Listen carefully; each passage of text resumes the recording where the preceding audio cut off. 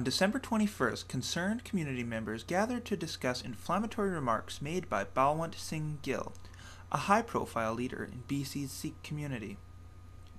In the December 15th edition of the Vancouver Sun, he is quoted as saying, "I hate homosexuality.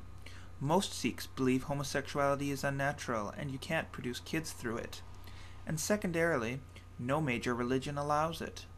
So what I said on air was that I thought Mr. Gill must issue a formal written retraction of the words that he is reported to have said in the Vancouver Sun. And in addition to that, he must also issue a formal apology to the gay community. But since he is portrayed in the Vancouver Sun or identified in the Vancouver Sun as being a leader of the Sikh community, and he hasn't actually been authorized by the Sikh community to make such statements, he also owes an apology to the Sikh community for having missed. Some attendees saw this as an opportunity for dialogue between different communities. I don't feel that Mr. Gill should be deprived of the right to say that he hates homosexuality, if that is indeed his feeling. But I think that this offers an opportunity for us to ask for some clarification about the Sikh religion's views of homosexuality. We know what Judaism has to say about homosexuals. We know what Christianity believes about homosexuals. In most regards, we know what Islam feels about homosexuality.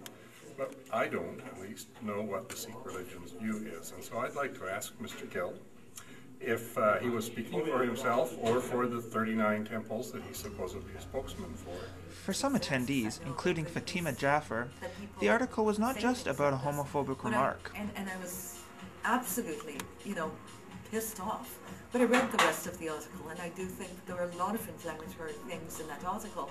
And the focus for me was, I'm angry as a lesbian.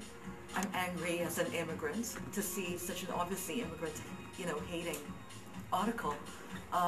And I knew what else was going on in the community. I knew the Vancouver Sun had an agenda against refugee rights, and there's a big issue going on in the At the end of the meeting, the attendees decided action needed to be taken. It appears that we're going to do is that there seemingly is a consensus that we will do a letter to Mr. Gill, raising concerns about his comments, regardless of when they were made, because they were hateful and homophobic, and you need to speak to him about that. Firstly, ask for some clarification, and then to address that matter.